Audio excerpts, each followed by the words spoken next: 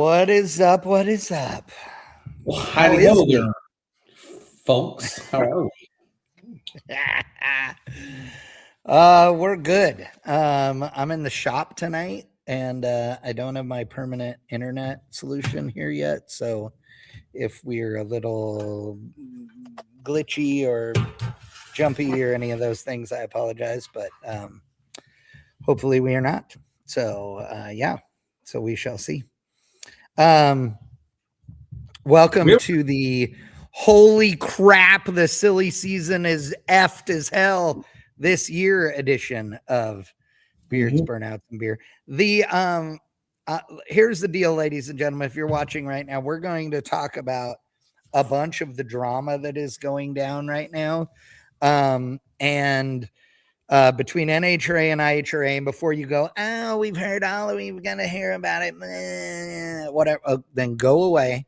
But for those of you that want somebody to actually say something, because I haven't listened to every single person that said something on this subject, but most of the people that I have heard saying anything on this subject are like, they're nut swingers one way or the other. And so it ends up being just a whiny bunch of weirdo bitching. So yeah, so we'll see. Yeah, exactly. So we'll talk about it. And Ryan didn't even know some of the drama until literally the last 5 minutes. So which is awesome. I mean, but there's so much going on. So before we get there, Ryan, you were at your very first PRI this year, right? Yeah. How was it? Did you have fun? Oh my God, dude. I've never walked 14 miles and had fun at the same time. Usually if you're walking 14 miles, it's because something bad happened or you're trying to get healthy and that's painful. But no, this was 14 miles, 14.75 miles, I believe, almost 15 miles. In the 3 days? 2 days. Oh, you were there. Yeah, it's 2 days. Yeah. That's cute. And just as another sign of the how tiny PRI is. And I know you're gonna go, what? But PRI is so little itty bitty compared to SEMA, it just defies description. I mean, literally, PRI is not 20% the size of SEMA. Maybe less, maybe 10%. PRI is like main hall SEMA. Yeah, exactly. Like literally the one hot rod industry hall at the SEMA show is, I would guess it's bigger actually than both halls and all of the lobby areas at the PRI show. Holy shit.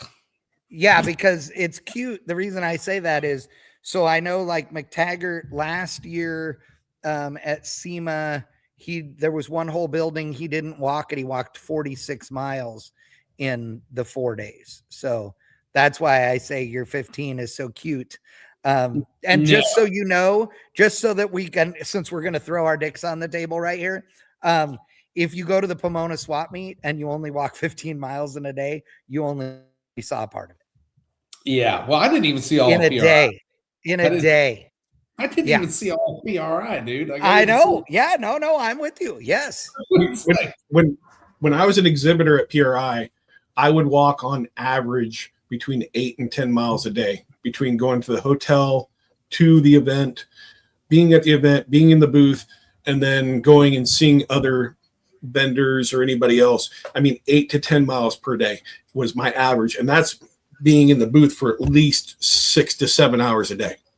I mean, you got to be trucking. I mean, because the problem is that, you know, your buddy's booth that you need to go see is over in this hall, and then you got to come back, and then you got to go see this buddy because you only got like 30 minutes at a time to get away from your booth. I mean, it's rough. When I did SEMA, I mean, it was nothing to have 15 miles in a day. Nothing. Yeah. I mean, you got to have some super. I'm telling you what, Brooks makes the best dress shoe there is out there, because we had to wear dress shoes in the booth, and they make the best ones you can walk in and not get blisters. I mean, I learned a lot of trade show secrets. You know, comfortable clothes, breathable clothes.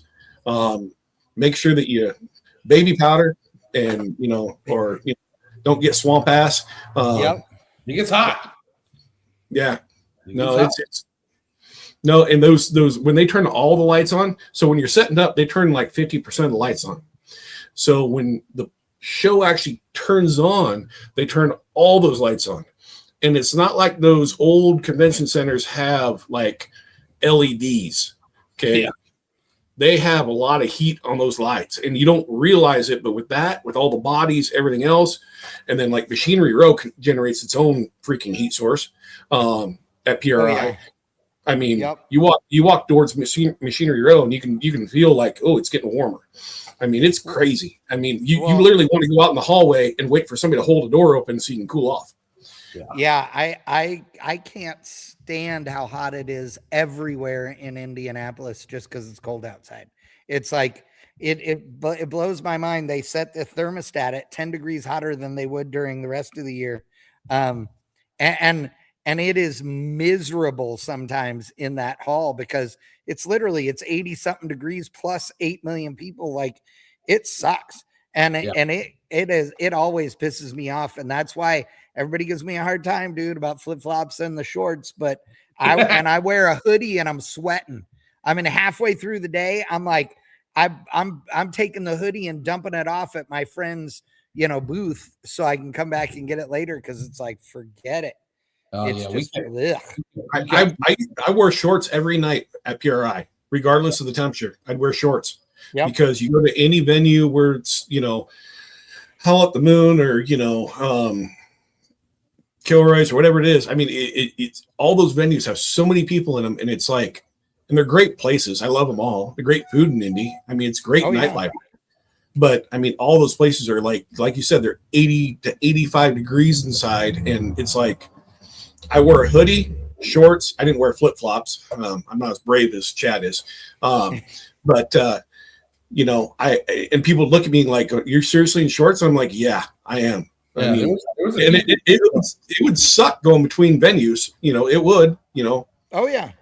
Hey, I'll tell you this much. You said the food was good. Yes, I ate a few places that were good, but I will tell you, do not, and I repeat, do not go to Bynum Steakhouse.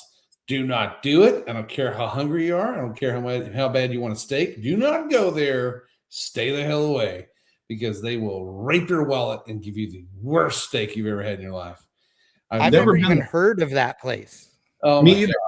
It was so bad, dude. We went to go meet the Flemings. They just picked a place and like, let's go have a steak. And so we went there, and after we all got done, we're like, Jesus Christ. Everybody was like, dude, mark this off the list. Don't ever come back to this. Where is that place? Just okay. I've only been there once. So we went under the highway, like going on the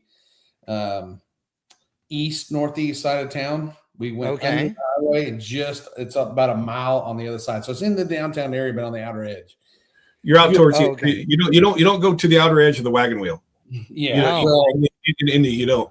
I'll tell you the three places that you absolutely have to hit PRI: Kilroy's, the Beaver, and Tin Roof. Those are the three that you have to hit. Those are the three best places. Could have used that information prior to going. So message me. I have not eaten at Kilroy's. I've been there, but I haven't eaten there before. Oh, the food's excellent. I've heard that. I just haven't eaten there. Tin Roof. I tried to go in Tin Roof with a group of people on Friday night. And there were 11,000 people in there, and they were charging a $15 cover. I was like, no. So yeah. And then what was the other one you said? The Wild Beaver. I don't know where that is, but okay. It's right around the corner from Tin Roof, and it's they don't have food there. It's a bar, but they do karaoke, and it's either amazing or it's hilarious, and you'll see some of your vendors get up there and make fools of themselves. I'm a nice champion, dude. I should have went there. Yeah, it's I can't as many PRIs you've been to. You've never been to the Beaver? I've never been, but wait, hold on. I have to do this. This is the greatest. Scotty Palmer. This is one of the reasons I love you. Palmer says, come to Cassville, Missouri, and I'll take you guys to eat a steak that's mediocre as fuck, but the beer is good. Who's driving? We're going. We're on our way. Oh my God. Let's get in the Suburban. Let's go. Oh my God. Dude. And redneck bar fights are very possible, he says. I love that. Perfect. Perfect. I'm down. Mediocre steak, a couple of beers, and a good old fashioned throwdown. Come on, bud. That's a great God, I love I'm standing behind Ryan. He's bigger than I am. Scotty. Okay. So how have you been, Aaron? You were not at PRI. No. I've been busy. I've been working. I've been building rear ends. Building rear ends. And like we talked about, it's weird because I talked to other industry guys, and September and October was a lull. A lull across the board. Engine builders, engine parts people, everything. You heard the same thing. And then everything is kind of just gone, hey, we're going to spend money and we're going to drop off my stuff to get rebuilt earlier than March, which is great because that means I get ahead of the curve. The other thing is that, my brand has gotten traction, partially thanks to sponsoring things like Nitro Dave's Clash of the Titans, that trophy right there. And Streetcar Super Nationals. Yes, Streetcar Super Nationals. I sponsored the live feed there. So there's more brand recognition. So that's helping my business, which is great. I had a friend who's local that was going to fly up to PRI on Friday morning, and I was going to go with him. He looked at the weather, and this is a smaller plane. It's not a Cessna. It's bigger than that. But it's a smaller plane, and he said, no. And so I didn't come. And you guys know, because of your flight delays, why we didn't come. Yeah. Because the weather that was in Indy. That was the only way I was going to come. I'm not going to drive the 19 hours it takes to get there from Texas. And I hadn't planned on a commercial flight, and he's a really good customer and friend. And he already had an Airbnb and everything that we were going to stay at, and it was going to be great. But at the end of the day, I just couldn't swing it. And I haven't been to a PRI in years. I haven't. I really want to go to one. I'd love to just travel around with you, Chad, and just have fun. Being a spec, I give Ryan a hard time because he got to be a spectator at PRI, and I know you guys were working on getting sponsors for the event and all those things. I get that part, but it's still what I refer to as being a spectator, because you get to do just what you want to do. You know what I mean? And it's please do not, people listening, do not take this as a negative thing. I'm not saying that, but when you have to cover as much as I do, and you got to meet with sponsors and all the things, it just means that you have less of that time to just hang out and have fun and go only where you really, really want to go. But there's still, I got to talk to lots of cool people and even talk to Ryan too. So there was lots of, oh, that was sleight of hand. I like the delay till the laugh. You're like, wait a second. No, but we had fun. It was a good show. It snowed like a mother. But it was a good time. It was cool. Yeah, and it was good to Enterprise see. gave me the shaft. I was supposed to get a 4-wheel drive until it snowed. I didn't realize that it was a 2-wheel drive. Oh no. So we did some donuts. Indy's on like a 4-year cycle. It's literally a 4-year cycle. Every 4th year, it snows like a mother. Yep. And every 4th year, it's abnormally warm, meaning like in the 50s or something. Actually, that's more like every 8 years. The rest of the years are cold, but not snowing. Like it's just cold. And the wind always blows in Indianapolis. Oh yes, always, like Oh, nonstop. Yeah, it's almost agreed. like it should be called the second windy city besides Chicago. Chicago. Yes, exactly, exactly. All right, so But let's get started into some of the drama. Yeah, I've heard there's So, a lot of drama in the LBC, and I had no idea because I'm just walking around dude, PR. Like, ooh, ah, if you hit ooh. the east side of the LBC, let me tell Yeah. you, Okay. yeah, it's a thing. So, so if you've lived under a rock and you didn't know that IHRA was purchased by Daryl Cuttle, who owns Durana Hybrid, then you don't know that IHRA has bought up several racetracks, put literally a jillion dollars, millions and millions and millions and millions and millions and millions and millions of dollars into the purses and into these racetracks and all these things. A lot of money. We'll get into more of the things. They've also bought other sanctioning bodies and stuff. One of them, absolutely no surprise, but a bunch of you probably don't know the background on. And then, also, IHRA has been causing a stir because of these giant purses and all of this kind of stuff. So, so that is just where IHRA has been. And NHRA has tried to do the we don't worry because we're the NHRA over here. And maybe that's not fair, but they've just sort of went, IHRA is over here and we're not going to acknowledge them until all of a sudden, in the last few weeks, they've made a commitment to raise their purse levels for sportsman racing. And it's great. It's a little too late, especially because of how big the purses are from IHRA, and because people have been begging for bigger purses for literally decades from NHRA. So that's a little bit unfortunate, but in the grand scheme of things, who cares, right? NHRA can do what they want to do, and IHRA can do what they want to do, and make no mistake, I don't care about a sanctioning body. I don't care. I mean, I care because I care about the good of drag racing. IHRA, PDRA, Midwest Drag Racing Series, NHRA, whatever, Ryan Wings, race promotions, you name it. I like it. It doesn't matter, right? If you're promoting drag racing and you're putting on great drag races, that's all that matters, right? Unfortunately, in this drama, people have forgotten that.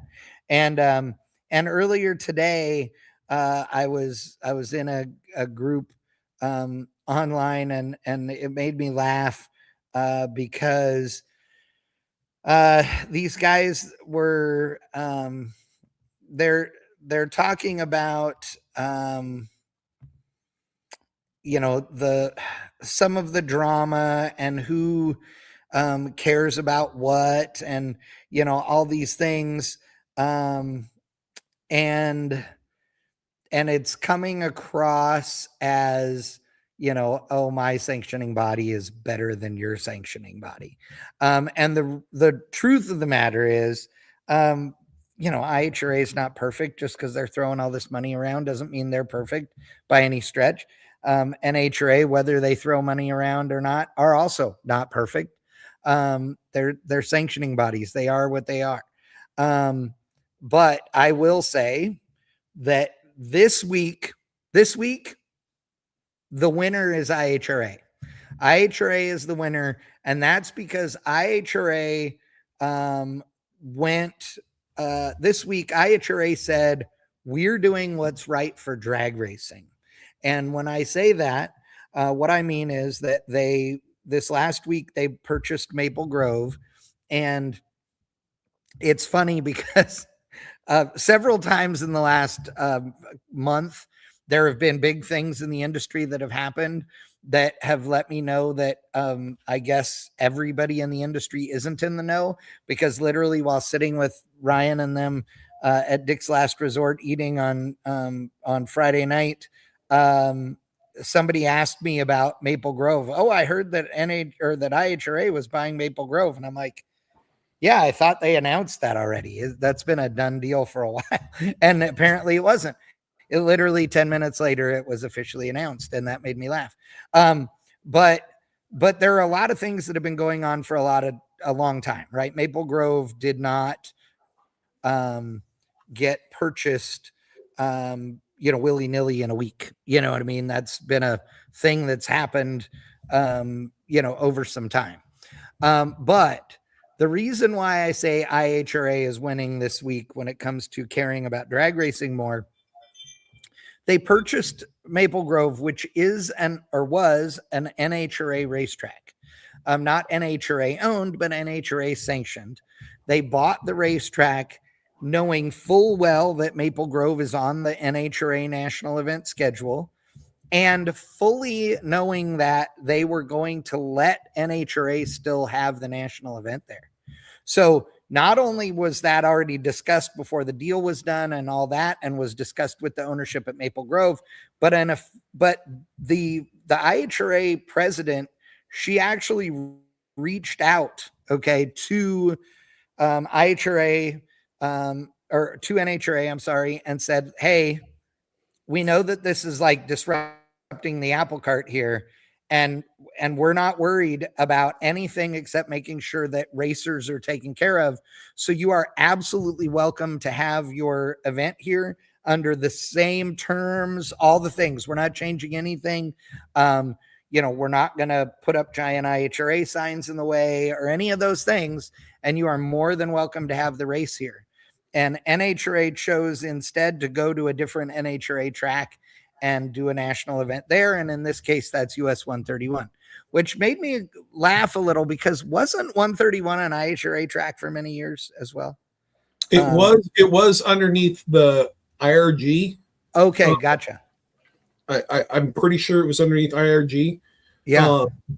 And which brings up the other thing that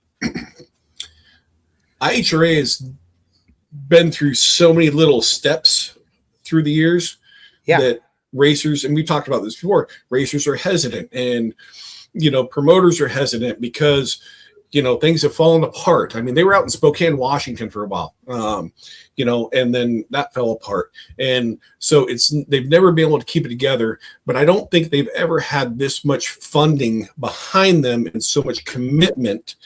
Correct. Where they're buying tracks, because the tracks they had before was like Cordova, I think 131. I can't remember the other ones. Maybe Mocan. Maybe I don't know. No, they just bought Mocan. But the commitment was always like, I don't know, a paper tiger or something. I don't know. It wasn't. Right. It wasn't there. And every event they put on, the feedback, I will say 95% of the feedback has been positive. Yes, not more. It has been very positive. Yes. They put their best foot forward. Can they do better? Every sanctioning body could do better. NHRA doing the knee-jerk reaction of, we're going to announce higher payouts at PRI. The payouts still are not close to what IHRA is paying out. Now, there's certain people that, you know what, a Wally's a Wally, and that's what I'm going after. I don't really care about the paycheck. Right. Okay. And, there's class racers that absolutely, that's what they want, the little man, and that's about it. Right. Great for them. I think that this is the first time since I've been a racer, and I'm over 50.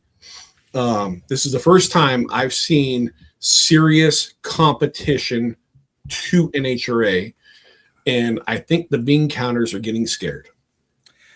I agree. I think you're right, and I think that in typical NHRA fashion, and look, I grew up as an NHRA racer, and I love, at its core, I love NHRA. Just like I love IHRA and all of them. If you're making drag races happen, you're doing awesome things. I've been very critical of them over the years as well when they deserved it. But I am absolutely stand up and applaud them when they do something right.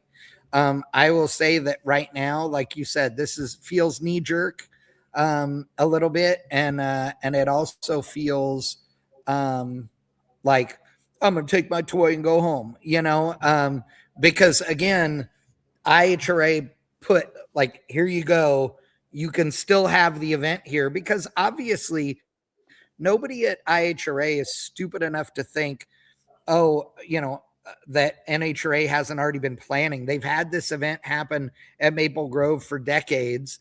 Okay. And so, that in order to like flip the script and go do a different event is a big deal to them. And nobody in their right mind, unless you're just trying to be an asshole, would try and make life difficult for them. And again, IHRA stepped up and said, we want to help you, and which is the way it should be. And, quite frankly, I think that, there's some, ways that you could do some fun stuff between the two. Cause let's face it, the reality is there are more racers that race in both than don't, I guess is the way I'd put it. Right. As far as if you're a class racer, stock eliminator guys running both, the super street, super gas, super comp guys race in both. They don't care. Right. So, it's stupid to screw the racers or what have you. Now, I guarantee you that they're going to have a national event, an IHRA national event there this year. And they will do big things for the track. But the other thing that people don't seem to understand is that Durana, somebody mentioned that they're renaming all the tracks the same name. Well, they're all Durana Dragway or Durana Raceway or Durana Speedway or whatever. And then whatever the city is. The reason for that is really easy. Durana Hybrid is the company that Daryl Cuttle owns, that owns IHRA, and has spent literally tens of millions of dollars this year. Durana Hybrid, for those that don't know, has nothing to do with vehicles or EVs or hybrid vehicles or anything like that. That's not what they are. They're a construction company. They would classify themselves as more than that, but for the simplicity of this example, they are a construction company. They do very large projects. Okay. Things like airports. Yep. Yes. They do airports, they do data centers, they do giant corporate campuses, like those kinds of things. And the reason that they are special in their industry is, and airports is a good example here. So the Head family is, Chad Head and them, they are in the concrete business. And they do, so I think Jim started the company, but they do concrete at airports. And so when I'm talking about concrete, I'm talking about feet thick concrete so that airplanes can, drive on it all the time. Yeah. Big stuff. Right. They just do concrete. Durana Hybrid does the whole airport. So if I said, hi, I'm the city of Chad or the state of Chad, and I want to build this big international airport, and Durana gives me a bid, I literally hand them the key to the lock on the, temporary cyclone fence around the property and hand it to them, and they unlock it and they say, cool, we'll call you when it's done. And there is no subcontractors. There's no any of that, because they have a division for everything. Right. So the electricians don't go through and then leave, and you got to wait a week to get, for somebody to make an appointment to get the inspection. And you don't have to wait 2 weeks then for the plumber to come in and all those things, because they're already the same company and everybody's working together. And so it's insane how fast it all happens in comparison when you're not coordinating with external subcontractors. Right. Yeah. And so that's their superpower, if you will. They also are so Daryl is Native American, or at least partially Native American. And so he, also that's a big deal. That helps get contracts in certain kinds of circumstances, like with Indian nations and what have you, that you otherwise have a harder time getting. And my family has a business that has done a lot of work at Native American lands, reservations, casinos, etc. So trust me, I understand what I'm talking about. Let's not get into semantics here. But yeah, it's there's a lot. Durana is a big company. Daryl is a billionaire with a B. And you know, I guess here's my big deal. I just thought of this. So for all you stroke ass bitches out there who have said, like, who were the guys that were like, rah, rah, Elon, that son of a bitch didn't spend a goddamn dime on you. But the billionaire that is the guy that just bought IHRA and to spend a fortune on drag racing. And I'm going to tell you, I'm not really a fan of billionaires in the grand scheme of things. But if this bastard is helping us out and to stand behind us, if he's committed to drag racing, you're all right in my book, dude. That's the important thing to me. Can I get an amen? Amen. I'll sit down off my soapbox now and here's the other thing, and Ryan may or may not know this. So when Street Outlaws, No Prep Kings kind of went away, right? IHRA was the first one to step up and go, we'll give you a place to race. Yep. Right? It may not be no prep, but we'll give you a place to race steel quartered roof cars. We'll make a class. NHRA is chasing. They announced the same thing at PRI. And it's great. Now you got Ryan and Sean and stuff going over towards NHRA. You got Disco and Kai that are going towards IHRA. They're doing the pro mod side, but still it's good for drag racing. Competition is a good thing. Okay. I always said, and I told every company owner that I ever worked for, I said, put me right next to our competitor in a show. I will outsell them 10 times over, because as long as you have values and you have value in your product and you have reasoning, I will outsell them every time, regardless of price. 100%. You just got to, and you know what? IHRA right now, and I've raced NHRA for years. Right now, they have the value. You know, here's this is what it boils down to, boys. How are we going to get ourselves an NHRA versus IHRA showdown at a track? It'll never happen. NHRA versus fast the NHRA. Let's get it.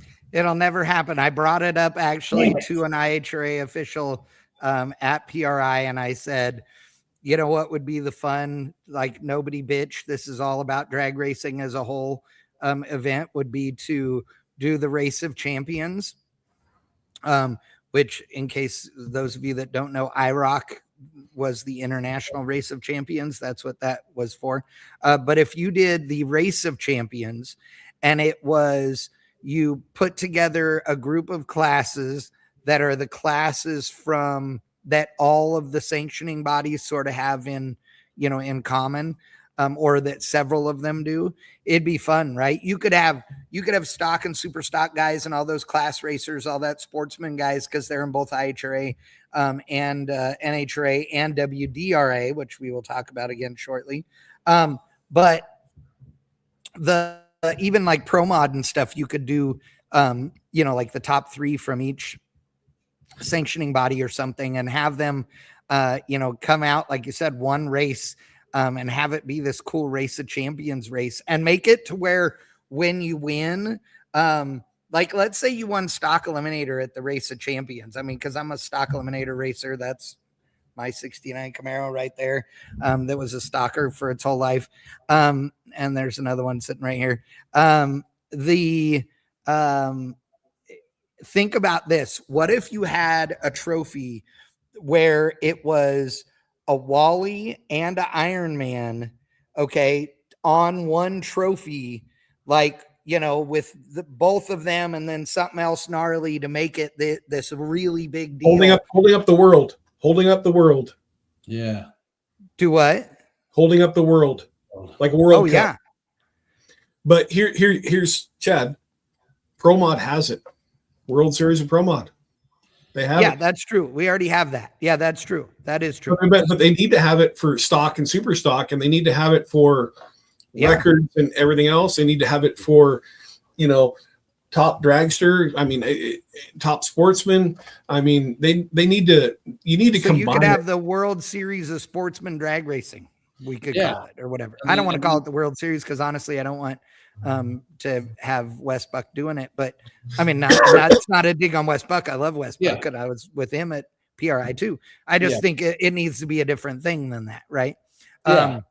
You can wear shirts. You can make shirts like if you're IHRA and you lose the NHRA, you got to wear a shirt that says "Who's your daddy?" and then NHRA or IHRA says, I think you could have a lot of fun with it while giving a lot to the racers, right? I mean, you could make it, and I mean, this is going to sound bad. Here's why this can't happen, right? NHRA would be mad because what I was going to say is we need to do like the IHRA does, at the big events and like feed all the racers and do all the things.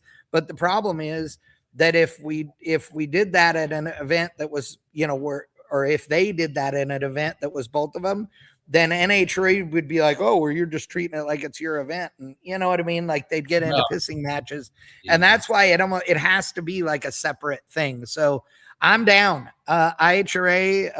All right. This should be an unofficial. And all you guys, I'll let you know I'm in. We'll just make it happen. Yeah, we should make an unofficial NHRA versus IHRA showdown ourselves.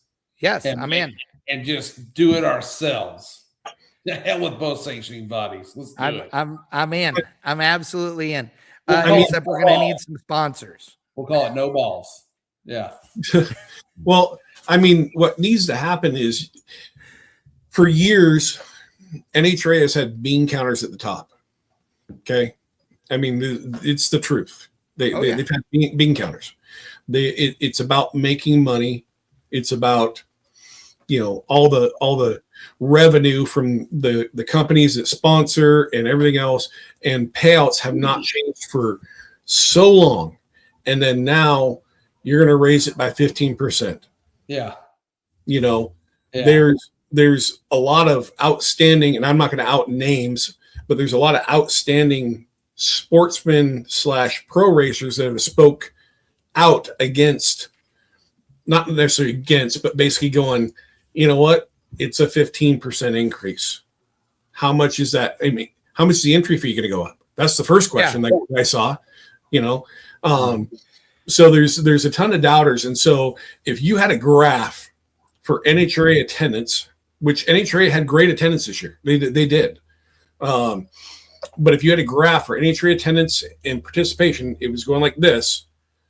And then IHRA was falling behind it a little bit.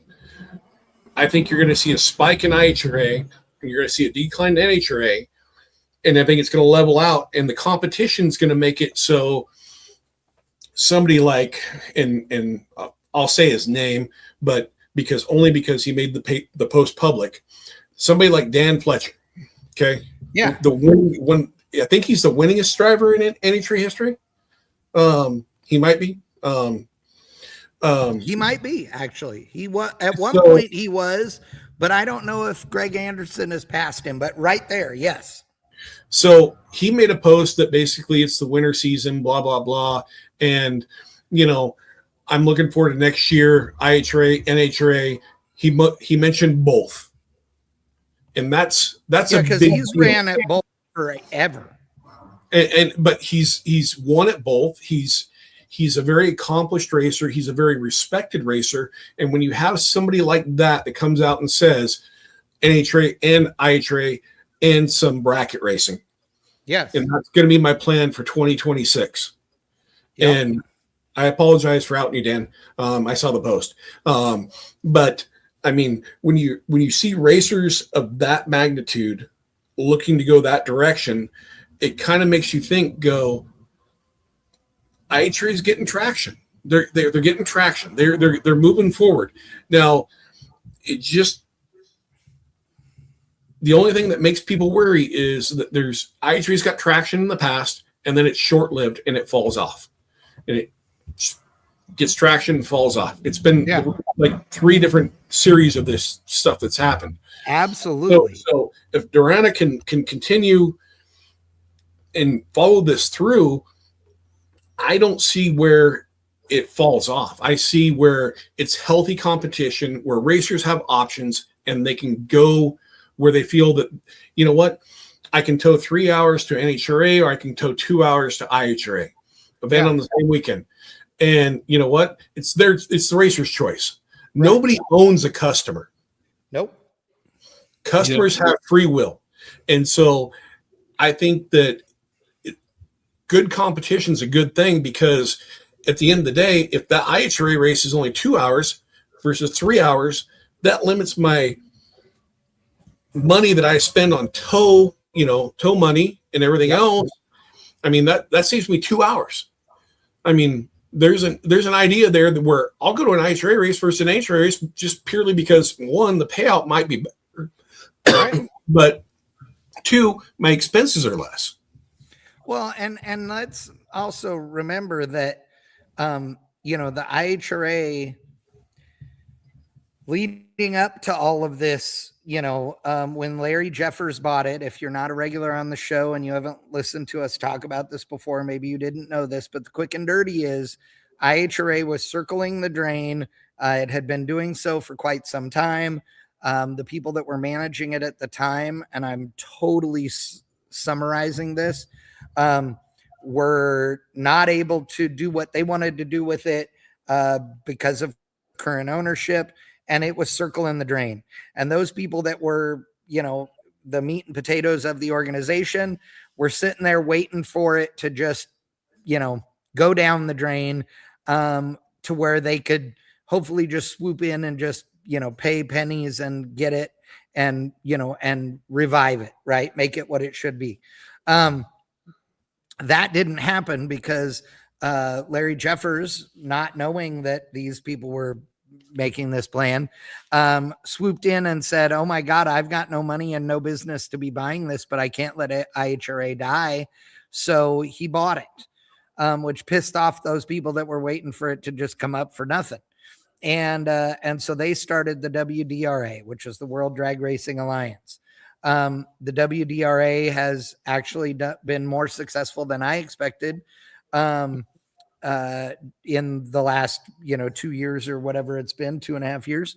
But make no mistake, they were just, one part of what had previously been IHRA. And so when Durana bought IHRA, there was a part of me that's like, well, everybody's going to come skittering back here, or at some point IHRA and WDRA will become one again. And they have. IHRA bought WDRA. WDRA is now IHRA. All those things are going to get melded together, and it will be back to where it was. So that's good, because IHRA has a much bigger racer base, now, since they're not split in half between IHRA and WDRA, and, all those things are good. So we'll see. What's going to push one of them over the top? Huh? They're both racing to this point.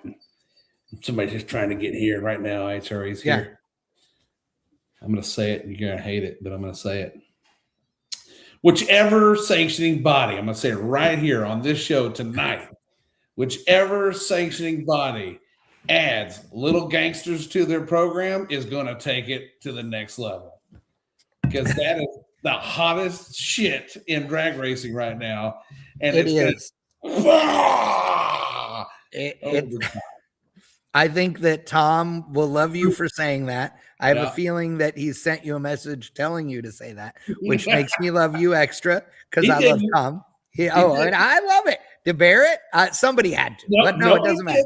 I'm just giving you a hard time. I'm just giving you Hey, Chad, who thought that a bracket class is going to save a drag racing sanctioning beer? It's an index class. Dude, oh my God, you should have heard. Well, what was that dude's name at the table at Dick's? Which one? The one that was sitting right next to me on the left, on my left. On your left, I can't. On the end down there, I can't remember his name. I don't either. The truck guys. Jacoby was next to me. I can't remember. The truck guy. I can't remember his name. And I'm not bagging on the guy at all. I just can't remember his name. But he got mad I mean, not mad, but he was, he got mad when I said, who knew that you could make a bunch of people, a bunch of heads up racers bracket race, and that they would love it. And he was like, index racing is not bracket racing, which of course it is. And I was like, sure it is. And he goes, no, it's not. And I said, okay. So if you have two stock eliminator cars that are in the same class and have the same dial in, because they're in the same class, right? Like they're C stock automatic cars and they have the same, they're going to race heads up, right? First one to the end wins. Okay. That's a heads up drag race. However, if you have two, if you have two bracket racers that are at a, any bracket race in the country and they are dialing their own dial in and they both dial, whatever 990. Okay. If it's quarter mile, they both dial a 990. They are heads up racing, but they still have a damn dial in, and it's no difference if it's an index. It's just that I got to pick your dial in instead of you picking the dial in, and you got to race on the dial in I choose. I said to him, what if we chose each other's dial ins? We were bracket racing together, and I said, I chose yours and you chose mine. I said, now you're racing on an index and you're still bracket racing. Oh, dude did not like it at all. But I mean, he was nice. He didn't lose his mind about it. I was all prepared for the fired up conversation and I was ready for it. But oh yeah, it was hilarious. But when Tom came up with the idea, I remember being at the races and him coming up to me and going, I got this idea. And I'm like, you're nuts. I'm like, you're absolutely insane. I said, how in the hell do you think you're going to convince all these heads up racers to race, to bracket race? They're going to be racing an index. He goes, no, because nobody's going to see the index. They're going to know that there's an index there, but nobody's going to see it. And I'm like, okay, well, I will tell you that there is one major flaw in this whole plan. Okay. And that is that Lil Gangsters is arguably some of the most boring racing to watch you're going to see. Now, if you are just a spectator in the grandstands, and here's why I say that, because I just announced 60 of them at Streetcar Super Nationals. Okay, 64 of them, I believe we had. We're not allowed to say what they run. In fact, at Vegas, I don't even know. It's not even showing, right? There's nothing. Yeah. So we don't know what they run, but we know when they break out because we know that they cross the finish line first, or at least it looks like it. Again, I don't even have the margin of victory or anything. So if you're out by 5 cars, Ryan, and you cross the finish line first, but then I win, then obviously you must have broke out. Yeah. But since we don't, we can't even say, oh, dude, he broke out by 1,000th of a second or whatever. There's none of that. So the spectators see a guy get beat, but then he didn't lose. It's very confusing for them and they don't like it. It is awesome to just be on the starting line and be a part of it and be racing and having fun. Like it's all good. And I am a fan of index racing. I think it's a great thing.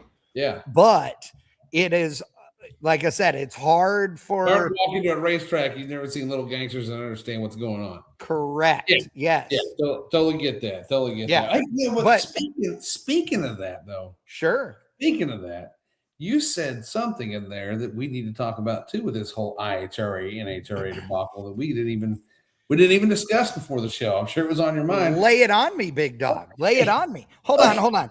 And let's not get, I know, but I just want to make sure people understand that when you say we didn't even talk about it before the show, we didn't do any prep. I mean, I don't want you people thinking that all of a sudden we have prepared. No, we talked for like 3 minutes before we went on. Correct. And that conversation literally started with Aaron going, with Ryan going, so what are we going to talk about tonight? All right. Now surprise. Sorry. Yes. Hey, how do you think it's going to affect IHRA going to 8th mile versus quota mile? I think that there are people that will love it and people that will hate it, right? I know some fuel car guys that are running IHRA, and they love it. I know that there are some NHRA teams that have, I guess I'd call them test teams, out at IHRA events. They love that too because it's considerably cheaper for them to run the 8th mile. If they run their fuel car the same way they do, which the rules are the same, so they are running them the same. In most cases, 8th mile drag racing is not really cheaper. We'll discuss a little of this. So in a fuel car, the rules are very strict on gear ratio and all these things, right? So it is what it is. You're not changing much for an 8th mile to a quarter mile. That's going to change the the cost, right? But if you are in a a small tire, no time car, the guys will be like, oh, 8th mile, it's easier on your junk. No, it's not. Yeah. It is, instead of it taking 6 seconds to shift twice and be at 9,500 RPM, it's only taking 3.8 seconds to do it. Whatever. Like it's who cares? I mean, you took the 373 out of it from the quarter mile and put a 410 or a 430 gear in it for the 8th mile. All you're doing is making it all happen in less space, right? Yeah. Also, for those of you that are like, oh, but an 8th mile drag race is quicker to run. No, that is not true. Unless it's being held on one of two things: A, an 8th mile drag strip, or B, a drag strip that has a short shoot exit off the racetrack. Because if you have an 8th mile, like let's just say Las Vegas, for example, if you are racing 8th mile in Las Vegas, which we do a lot at bracket races and stuff there, it is actually slower to run 8th mile cars as far as how long it takes per pair of cars than it is for a quarter mile. Yeah, because you're going slower to get off the racetrack, right? Yeah. I mean, so, it's not hard. It's physics. Remember when you were in math, remember when you were in school, if the train leaves the station at this thing and the other, so I will disagree with you a little bit, Chad. Okay. On the nitro. If you look at when most of the explosions happen in nitro cars, it's after the 8th mile. No, I agree. In the nitro cars, it definitely saves them money. Yeah. So it's because of the fact that they're not making changes to the car for the 8th mile. So like you said, most of them blow up between 800 and 1,000 feet. So if you're only running to 660, 100% better for a fuel car. 100%, it's a better deal on that. Yeah, agreed. Yep. Now for the bracket cars, I mean, so you take some of the. I mean, like Vegas sucks because you go uphill and you run an 8th mile. I mean, it takes you forever to get to the shutdown, and they don't open up that chute unless you're broke down. Right. You have to go all the way up the hill and turn off, which means that you go through the 8th mile, you lift off, you have to get back on the gas, go up the hill, and then make the turn off. Yep. Okay. I've raced there many times. I mean, there's other tracks like that, but there's other tracks that it makes sense. It does. And you're right. It's all about where the pit chute is. I mean, it's So I can see it both ways. Oh, go ahead. Sorry. I can see it both ways in bracket races. It just depends on the venue. I mean, Vegas sucked for 8th mile. Absolutely. But like for fuel cars and alcohol cars, running 8th mile, I remember when we went to 1,000 feet. Yeah. And everybody was like, this sucks and blah, blah, blah. And and you know what? The average Joe spectator that is not a racer, that just comes out to hear the blast of the engines and everything else and get autographs, they're not going to know the difference on an 8th mile fuel race versus 1,000 feet. I'm sorry. They don't care. Nope. It's still going to be loud. It's still going to be, thunderous. They're still going to go 300 miles an hour because they're already going 300 miles an hour at the 8th mile right now anyway. Right. So, And, I mean, and here's the other part. So I'm going to ask you guys a question on this. If you're in the grandstands at the average drag strip, okay, the average drag strip, 1/8 mile or 1/4 mile, your grandstands end, somewhere between the 660 and the, and 800 feet or so, unless you're at a big racetrack, right? oh, yeah. Yep. And so, as far as actual like bleachers, so do you think it's better to have the finish line right there where people can see it anyway? Cause you're sitting there. That's a great point. That's a great point. And I do. I where think it's cool to not have to watch the Jumbotron to know where they, you know what I mean? Yeah, well, that's the thing I was trying to figure out. Like, I know obviously they're buying tracks, and they're going to have their big tracks that they do their stuff at. But are they going to try to target some of the smaller tracks? Like, are they going to have a top fuel race at XRP? Well, now that's a really interesting question, and I don't know what the answer is. I will tell you what the response was when I asked that question. Of Doug Foley Jr., who is a good friend of mine, and I love that dude.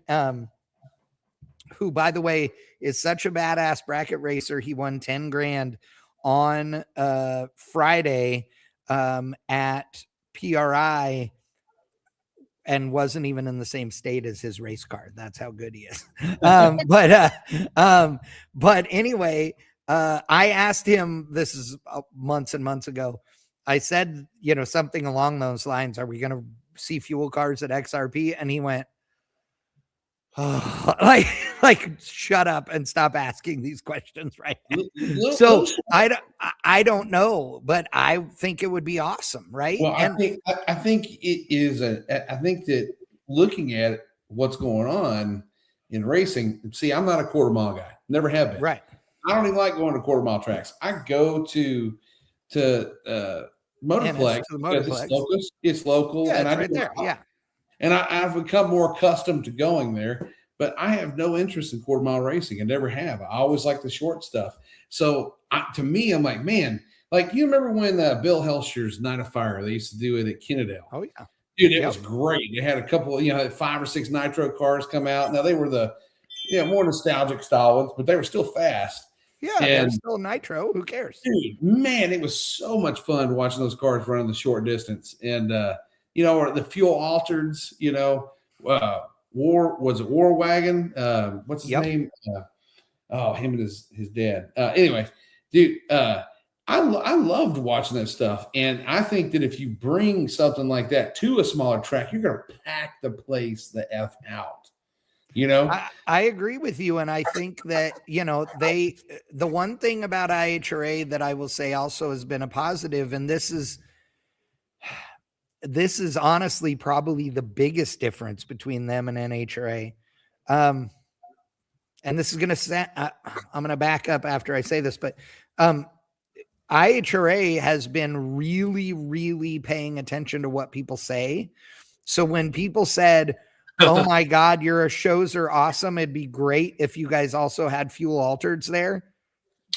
Boom. They were calling and talking to everybody about fuel altereds, right? Don't you think, Aaron? My idea. Yeah, I said it is. I said that on the podcast. And why not?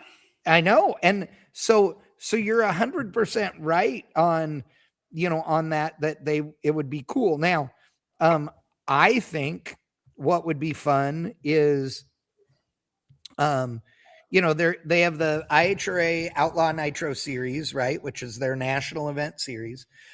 They're going to be doing divisional races and all those things too. Again, that stuff's all in the works, from what I understand, anyway, through the rumor mill. And to be fair, I believe that they are working on some big, sponsorships as well for some of the naming rights of some of these new things, which I think is why some of them haven't been announced yet. But if they, if you did a divisional race and, like you said, have a night of fire as part of that, that would be smart, right? So you do your divisional race, but in the evening you bring in, even if all it was 4 of your nitro cars or two funny cars, 2 dragsters, Yeah. 2 fuel altereds, and you just paid them to be there and they basically got a free test session, no points, right? You just get to come and have fun. And you get the local guys to come out. I think that would be cool because I am 100% sure that even on, let's take the most extreme event, which also is leaving XRP, which bothered me, but Jake's race, right? Yeah. So if you take a race like Jake's race, which is the weirdest thing ever, and I don't understand how you have a radial race with no times, but that's the thing. Why are we doing this? So the radial races, Jake's race, if you take Jake's race, which is small tire, no time, to the extreme, 8 million people on the starting line, all the things. If you said, okay, at 7 and 9, we're going to run some fuel cars down the racetrack during that event, which is the anti everything to do with dragsters and nitro and all the things, the crowd there would lose their minds when those guys ran. They would be at, and I mean, that place is packed for a Jake's race. Which honestly, I think that's why they're leaving, because they've filled it to the brim, literally. But I don't know. I have no idea. But there's two things that I can think of off the top of my head. Yeah. That have failed the showmanship of drag racing. Yeah. One, we don't get the big burnouts anymore. We don't. I mean, the John Force burnout that he was famous for doesn't happen anymore. Okay. No, they made him stop doing it. They being his crew, because they didn't want to have a big enough fuel tank to hold the fuel to do the burnouts anymore, which sucked. But Dave Newbern says he'll do a big burnout. I know you will. Dave, of course. Will you do it in the Rotson though? That's what I want to know. Does it run? I didn't get back, dude. I had to go catch a flight. I'm sorry. I got to see Newbern and Cotton. They're great guys. It was awesome. And Jeff Lutz and Clay Milliken. Clay Milliken is a nut job, and I love that guy. I wanted to meet him while I was there. Dang it, dude! He's such a good guy. He is. He's just a genuinely nice guy. He remembers everybody's name. He's just wonderful. He cracks me up every time I see him. He would love coming to an 8 mile track. Yes. And then, dude, remember, Clay Milliken is a 11-time, IHRA national champion. Like, he was a badass IHRA top fuel racer. So, absolutely. Absolutely. Yeah. I mean, that's where he got started. And Clay is, like I said, he's wonderful. Good. I'm going to say this out loud too, because I'm on a soapbox tonight. Have you been drinking or something? No, I had a Coca-Cola. Okay. Go on with your bad self. I'm ready. Lay it on me, big dog. What is it going to take to get the Southeast Gassers to come out to Texas for some badass gasser racing? Dude, what is it going to take? I would I would love to see Sega at me too at XRP or at the Motorplex, whatever. One of the baddest events I've ever been to was Meltdown Drags at Byron. Oh yeah, Meltdowns, dude. I had gases there, Scotch rods. Yeah. I mean, it was badass. I mean, one of the coolest events I've ever been to. Yeah. But to get to my point number 2, you know what? If you're going to put on exhibition, bring back the fire burnout. Yeah. Oh, dude. You know where they still do those? In England. They still do. They let them do. I mean, only, for special occasions. But why did we turn into such big pussies around here? The fire burnout was awesome. Awesome. Yes. You got pure hell up there on there doing the fire burnout. Yes. Dude, you got fuel altereds doing the fire burnout. Oh, yeah. I mean, come on. the fire up where they used to bring them out and set them on the wall and fire them up. Oh, those were like the cackle fests. Yeah. So they still do that at the March meet in Famoso, which is hugely like that's a big deal. Oh yeah, I mean all that stuff is cool, right? I mean, that's look, part of the show, bro. That's the show. Scotty Palmer, you know, got yelled at by NHRA because he runnered up. His crew took the car back to the pits, did a turnaround on it, and then partied like rock stars because they made it to the final and sat there just doing throttle wax all night on this thing. Like, and literally NHRA is like, all right, you guys got to stop, you know? Well, he also has the nitro blender. He does. I mean, if you've never had a margarita out of the nitro blender, you haven't lived. You've been to Armageddon. You were at Armageddon with me. You were at Armageddon with me when we did. We were in Palmer's pit. Exactly. When are we going to get to race wheel standers side by side again? I mean, come on. It's been long enough. Like, what are we doing? There's only a handful left in the country, Ryan. That's the problem. That's true.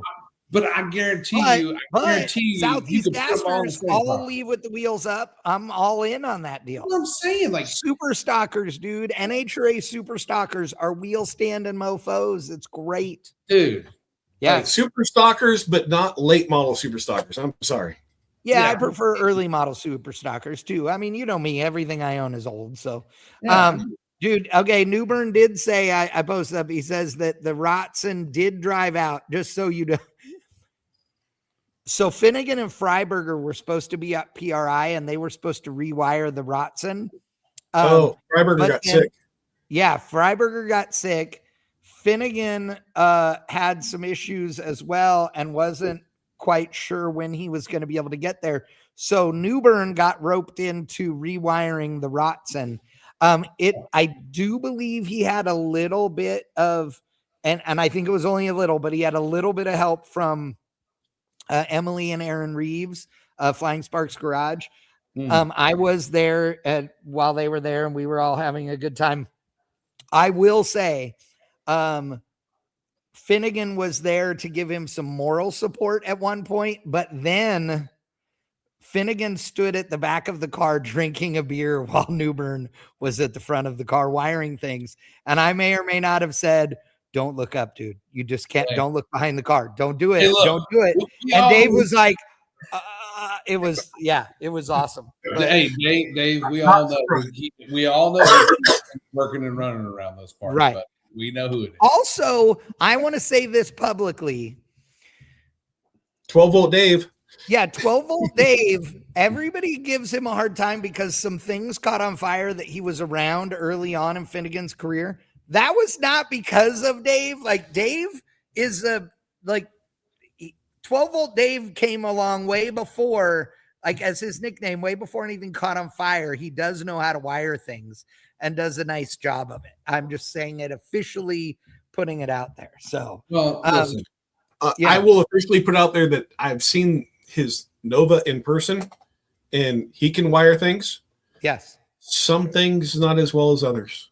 Correct. That is true. Well, you know, when you're working with Finnegan, there's always the last minute factor as well. You got to do what you got to do, man. Yeah. But did you die? You know what I'm saying? Yeah. Yeah, but did you die? Oh, God. I'm telling you what, it was it was funny at PRI because I was in the quick performance booth actually, and Cotton was there, and I come walking up, and then here comes Newbern and his lovely girlfriend.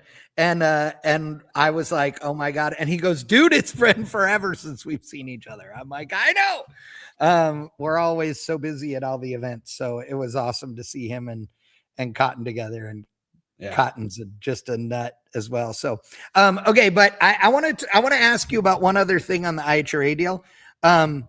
So a guy wrote a thing up on Maple Grove and IHRA, and he said, what's really happening at Maple Grove? And I think he's making the statement, okay, not asking. This is a statement, but unfortunately punctuation is a thing we don't use anymore because people suck in 2025.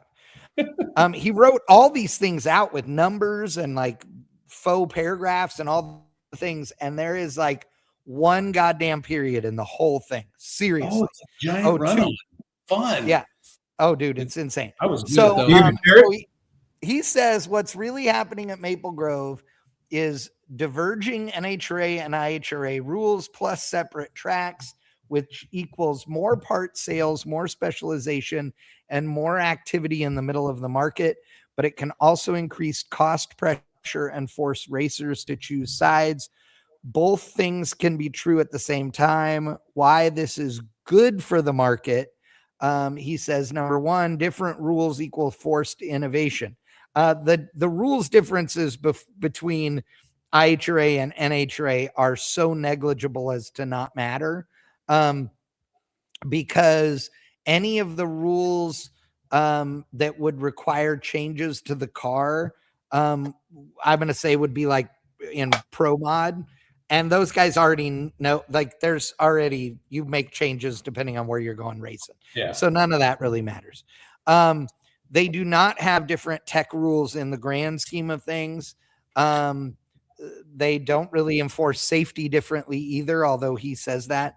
You know, and people are like, oh, I'm going to have you know, an IHRA license and an NHRA license, dude. Since the dawn of time, every sanctioning body has recognized an NHRA license, and NHRA has recognized IHRA licenses for years and years and years and years and years and years and years. Yeah, huh? IRG, or not IRG, NHRA has always said, we'll let you race this race, but you need to get an NHRA license at some tracks that I have been to. Oh, really? And I've always had an NHRA license, so it wasn't me. Yeah.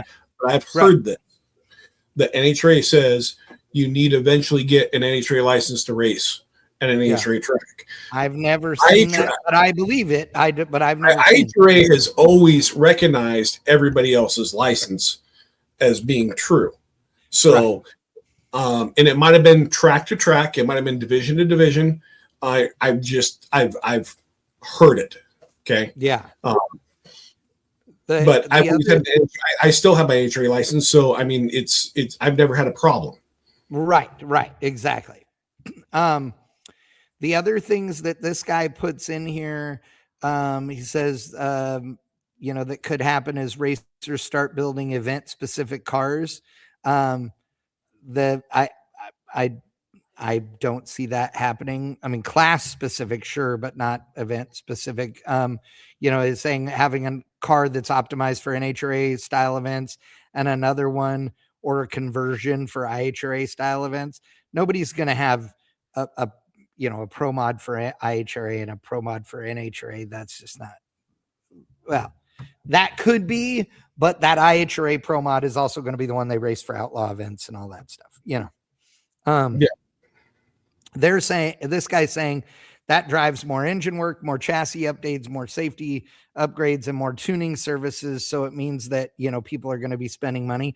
Dude, everybody's broke except the rich guys. So the rich guys already are doing that. So that's not going to change at all, I don't think. He also says that it could create more competition between racetracks. And I don't know. I think the competition between racetracks is a double-edged sword. If tracks don't work together, like XRP and NS work really well together on most of these. They don't have events on the same weekend, usually, that would be drawing the same cars or spectators, is the way I would put it. That's not always the case, but they work. When I lived up by Seattle, it was not uncommon for two different tracks to have events on the same weekend. I would race at one track on Saturday night. I'd go race the points race Sunday morning, and I would literally park in front of the gate and sleep in my trailer. Yeah, for the one on Sunday morning, because Seattle would run on Saturday night and Bremerton would run on Sunday for their points races. So I'd run both point series. Yeah. But they'd have it on the same weekend. But there wasn't a lot of guys would be like, nope, I'm only running one. I'm not going to make the drive over, because the drive's about I mean, late at night after you get done at Seattle, the drive's probably, I'd say 45, 50 minutes is what it is. But you got to park in front of the gate. And you're going to sleep in your trailer or sleep in your motorhome or whatever it is. Yeah. And then you're going to pull in the morning and you're going to unload and you're going to go race. Right. So, but it comes back to what I said before was, if I have to drive 2 hours to a racetrack versus 3 hours to a racetrack, that's where it gets into contention. And then what am I getting paid to go here and here for payout? Yep. Plus my tow bill and food and everything else. I mean, as I got older, I want to go to one track and spend a weekend. I don't want to go to 2 tracks.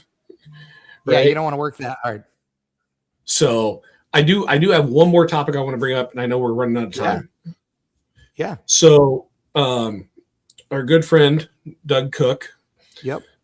Brought up about the penny loafers and, buying up Yeah. companies and all that Yep. good crap, and everything else. And, PRI and, and I know he doesn't exhibit at PRI anymore. Correct. I know that. He doesn't believe in trade shows. He walks around at them, but he doesn't believe in displaying at them. I still believe in trade shows. I do. Personally, I don't display at them, but I do believe in them. And there was a couple good points brought up in his post, and there was a couple bad points brought up. But the good points were, what? It gives exposure to companies, to people that are up and coming. It also it brings about, from a media standpoint, of new innovations, like you do through Bang Shift and everything else of products. At the same time, though, it's like it's not all the penny loafers. I mean, it's not. It's right. There's still good companies out there, even if they're equity owned. They're still doing a decent job. But at the end of the day, I think that we need to support these trade shows in the end, because if we don't, they go away. I mean, when it was in Orlando, it almost went away. Yeah, it did. And people forget that because there are guys that live in places where it's cold, so they want to go to Florida, which I wouldn't go to Florida unless I have to, like, ever. But that's just me. But it's I think it's short-sighted. Yes, I agree that private equity is when Aaron's saying PE, he's talking about private equity. I agree that can be a problem for aftermarket companies, because they just are about the bottom dollar. But they are a business, right? So that is what it is. We can't really do anything about it. However, I do think that there are a ton of little companies that are not private equity owned that are out there at trade shows, making new relationships, getting new dealers, getting their first dealer, whatever. And it does matter to those guys. And so, and it matters to a lot of those companies, and companies today that are big that started off little at some of these trade shows. So do I think they're the end all be all? Do I think you can't do business unless you go to them? No. But I do believe they have their place. And I think they're a benefit, if for no other reason than to get everybody together, to be quite honest.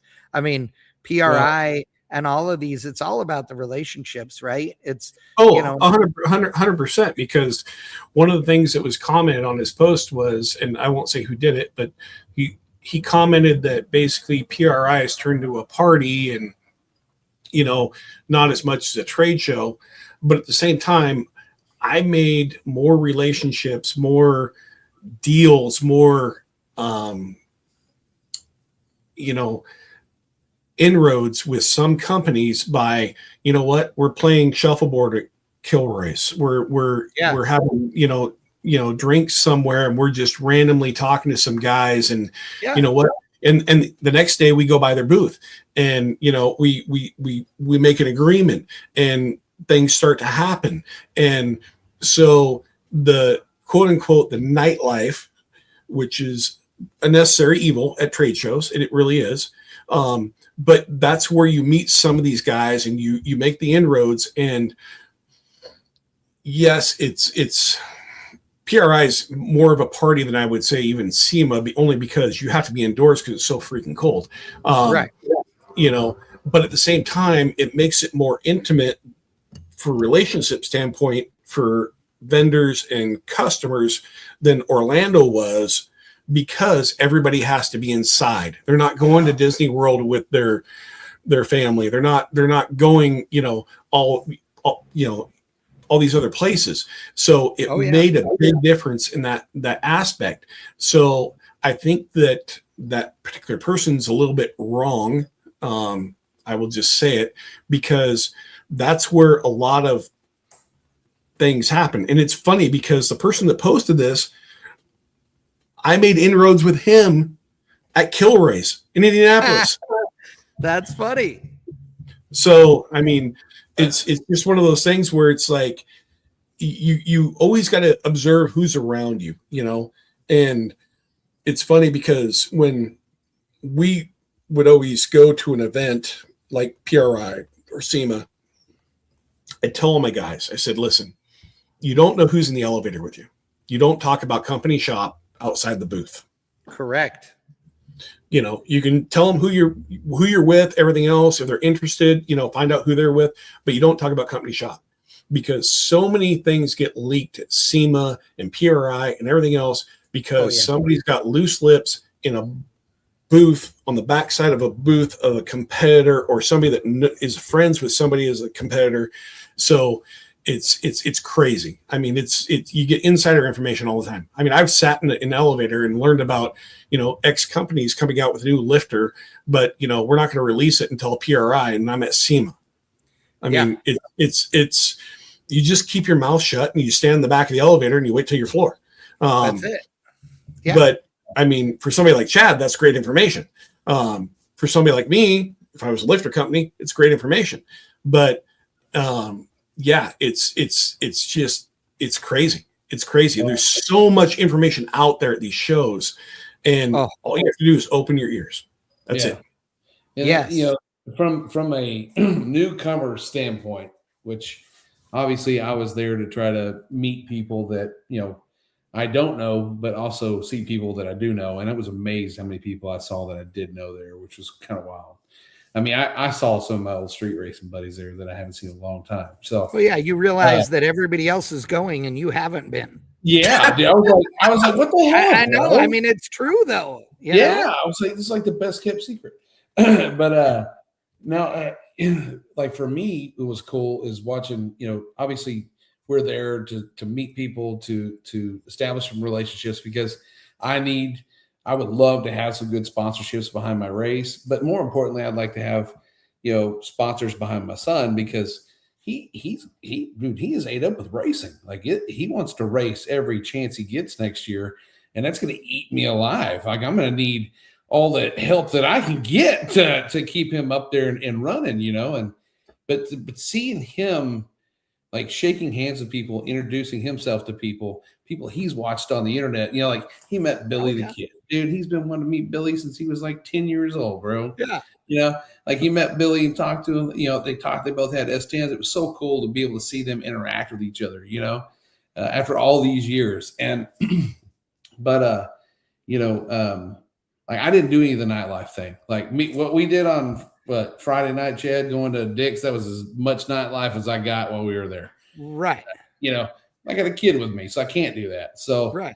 And that's what I heard. You got to go to these bars afterwards. You got to meet up people. You got to make these You don't have to. I really wish I could, but one, I don't think I can hang. And two, I don't know how some of these dudes were still alive the next day on some of the stories I heard. But yeah, I can't do that. Right. Like I can't go that way.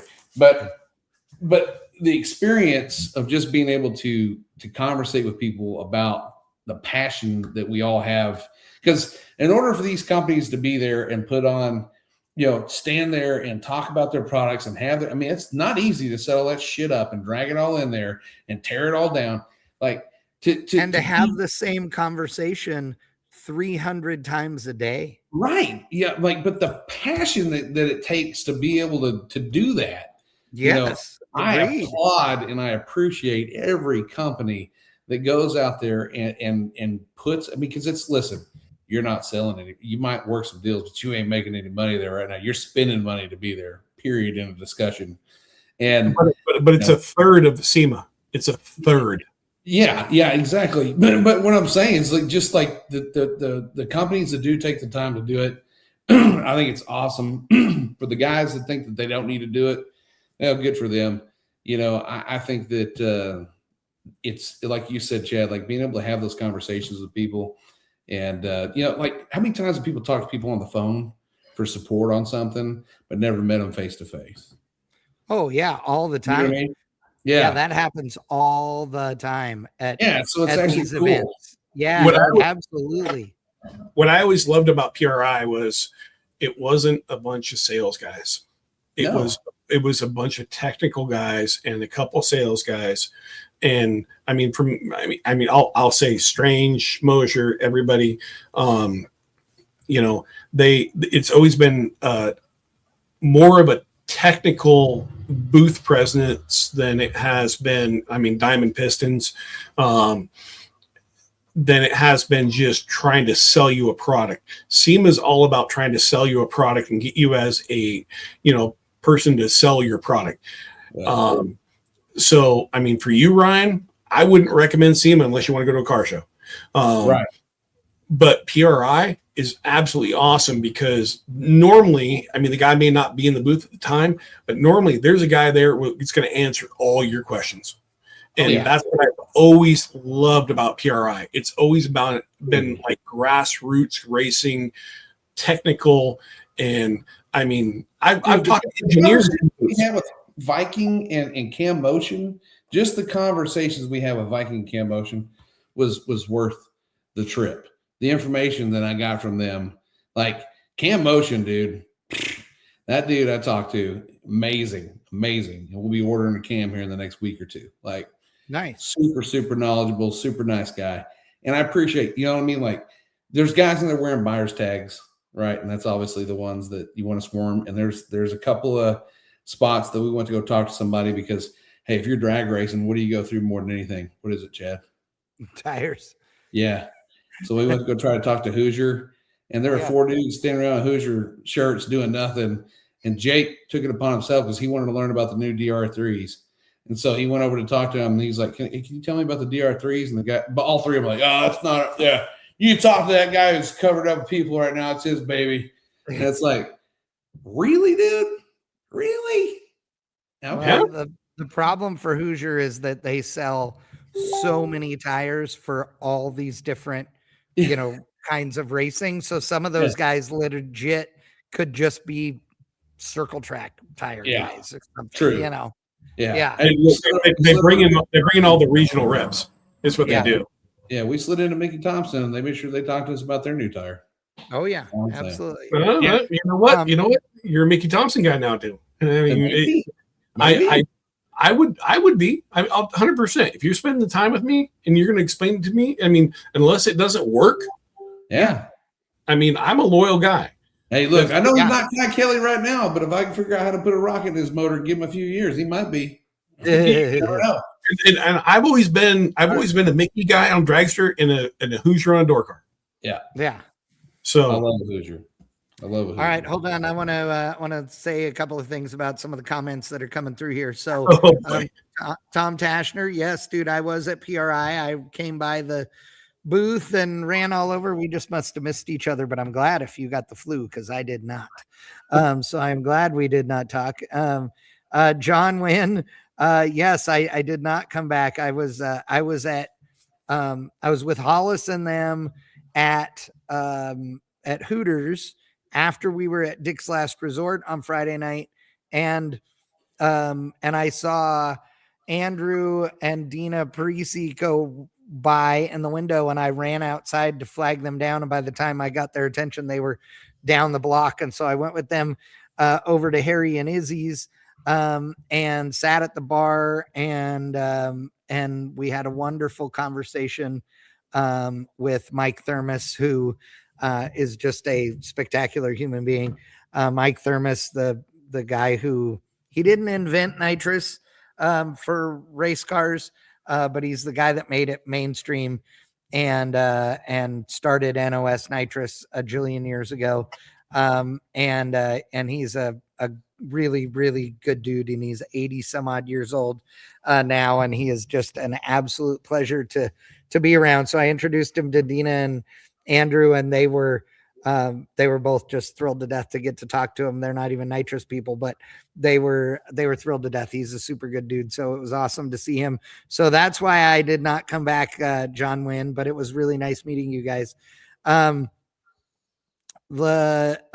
of the other things that Newbern mentioned as well, is he said, off the subject, and you guys might have touched on this already, but I heard Atlanta Dragway and Memphis are coming back in 2026. I have heard both of those things as well. I will say that Memphis has been coming back forever, and quite frankly, if Memphis never came back, it wouldn't bother me at all. That said, if it comes back, I'll announce there, I'll stream there, I'll do whatever. But that place, we romanticize it because it has a great history. But the reality is it's been a pile for a very long time. You're going to have to put a chain and a lock around your microphone. Yeah, exactly. Yeah, it's just been a problem for a long time there. So, I mean, I wish them the best of luck, but I wouldn't hold my breath. Atlanta Dragway, I've heard that as well. I could be wrong, but I thought they had torn the tower down at Atlanta Dragway and everything already, but I don't know if that's true or not when NHRA sold it. But I also thought it was because they were going to build a mall there and a bunch of other things, but apparently that has not happened because the economy sucks. So, Atlanta Dragway is great. It's the very first time I announced for NHRA was at Atlanta Dragway. And Ray Wilkins, who later ran California Speedway and is now retired and was an awesome dude with NHRA. It was the NHRA Unleashed series. And Ray hired me to come in at the recommendation of a few people. And he said, you're our dude. And I announced many an event there for 18 hours a day. And the Unleashed series was awesome. And Ray literally was like, whatever you want to do, you knock yourself out. So I announced from the starting line and the grandstands and the tower and all the places. And it was awesome. We had a great time. It was a very cool series, met a lot of great people, including those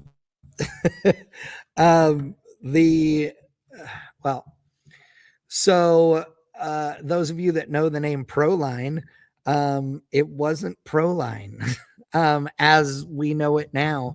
Back then, Eric Dillard was racing a Pro Mod Corvette with a weird engine combo in it that is now a super famous engine combo, the 481X, that he literally went, well, this is a big block, but with a bunch of improvements, and found them sitting in a corner and proceeded to start building them, and then built an entire empire and a company based on that. So yeah, all kinds of fun stuff at NHRA Unleashed back in the day. So I think it'd be cool if Atlanta Dragway was back.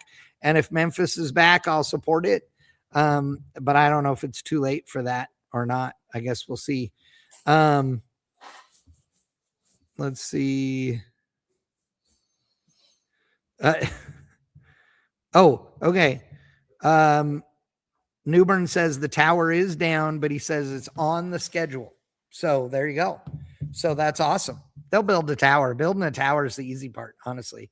That's stack some shipping containers on top of each other, and we have a tower. Look at Tucson, so that'd be cool. Side note, Jeff Rogers puts, I I went to Les Schwab to get a puncture fixed on my 52 Willys, and the kid said, "Wow, I've never seen a tire with an inner tube before." That's awesome. I also have to ask though, what are you running an inner tube in still, Jeff Rogers? Unless it's a stock 52 Willys, maybe. I don't know. Yeah. Maybe That's maybe he's pretty got funny. balloon tires on the 52 Yeah. Willys. Got a tube in there. I guess. I don't know. I think it's funny.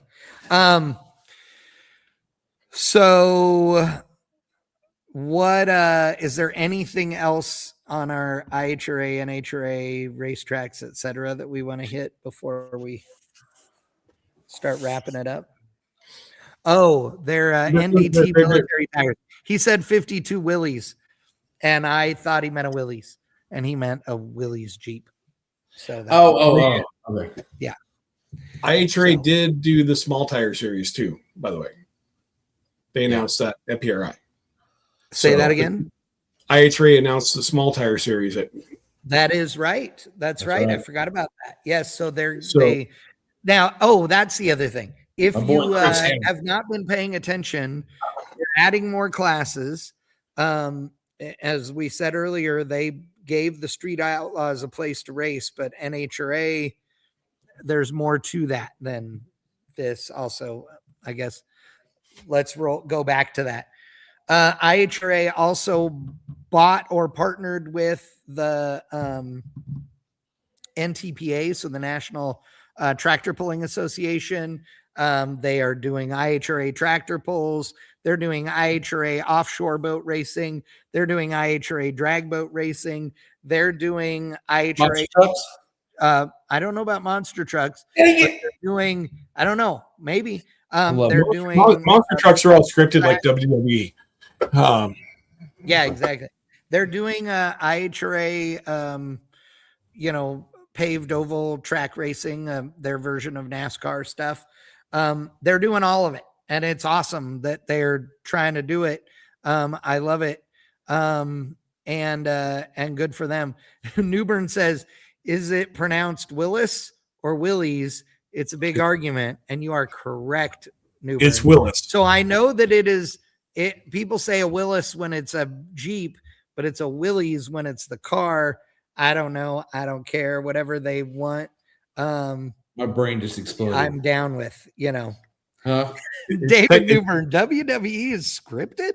No. No, it's not scripted. What? No. Come on. It's scripted. So is Monster Jam. So there you go. No. So okay. So hold on. So they where own all the trucks. Oh, let's go back to the Street Outlaws thing and all that. So there's more to. I'm probably going to get yelled at about this, but I'm just going to say it anyway. Oh, I'm going to get yelled at. Fuck it. I don't care.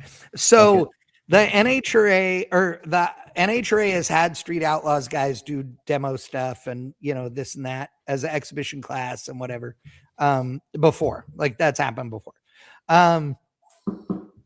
But when Discovery dropped that whole deal, IHRA said, come race with us.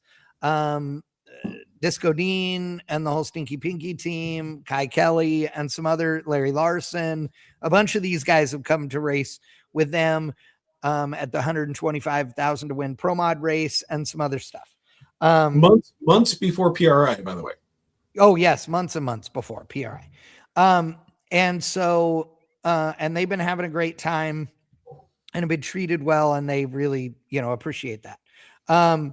So then at PRI, NHRA announces that Street Outlaws, or some of them anyway, are going to come race at NHRA national events or whatever. Two things: that it is not going to be the same as what you're used to seeing with No Prep Kings and all that, because under zero circumstances will NHRA allow anything, any other class to impact the schedule of running fuel cars. Okay, period.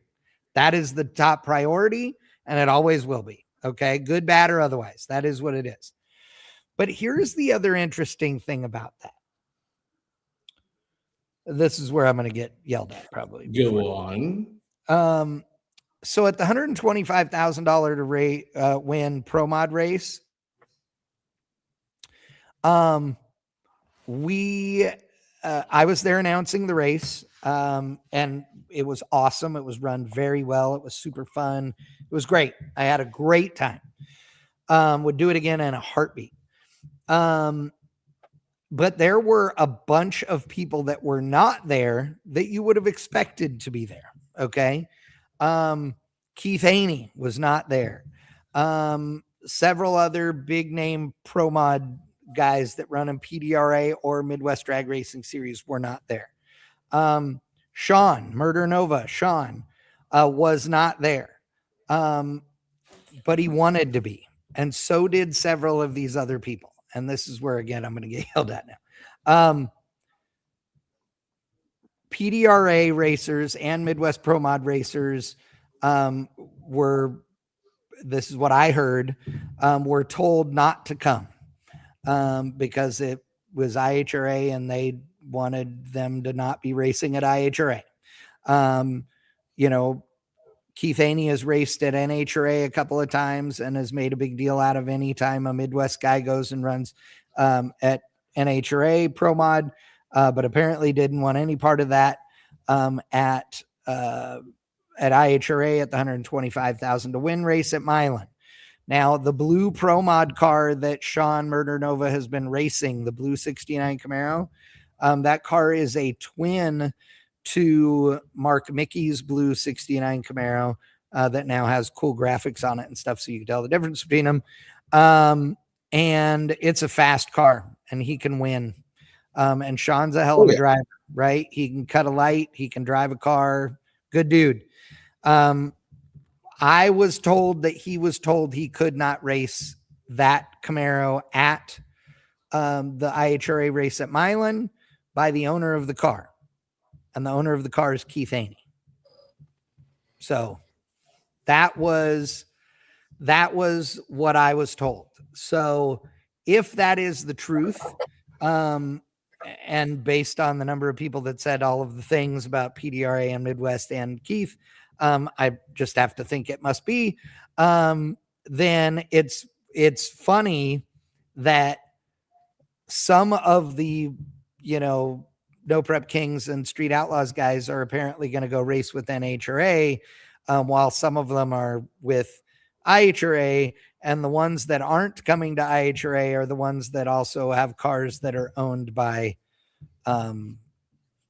people that have their own sanctioning body. Whatever that's worth. Oh, you're not wrong. You're not wrong. And I know people in those circles, and I can tell you that there's people that are stubbornly loyal to NHRA and the Midwest Series, and may or may not sponsor the Midwest Series, that will not partake in IHRA to a point. But those are also people that don't give a shit about the purses or the money or anything else. Right. Yep. Yeah, there's lots of underlying things. What a tangled web we weave. Yes. Exactly. See, this I ain't trying to be a smart ass, but you see, this is what makes racing real gay to me. One of these days, one of these podcasts is going to go viral. I'm just saying. This is the thing. This is the thing to get. Hey, you want to know why I love the streets and I love No Prep Racing? Ain't none of this gay shit going on. Just be cool, honey bunny. Bullshit. There's drama on the street every time. But it ain't that kind. Jeff Rogers is asking, do I still broadcast or podcast from the March meet? I do not. They do not allow us to be there anymore. So nope. I would love to, but nope, not at the March meet anymore. It's getting in the way of all the fun. I'm telling you. So why can't you do the March meet anymore, bro? What happened there? Did you take your shirt off again? No. Did you run through the pits saying yay capitalism? Is that what you did? No. Only the one time, and I said I'd never do it again. All right. Okay. Apparently they held it against you. So tonight's tech tip has to come from Ryan.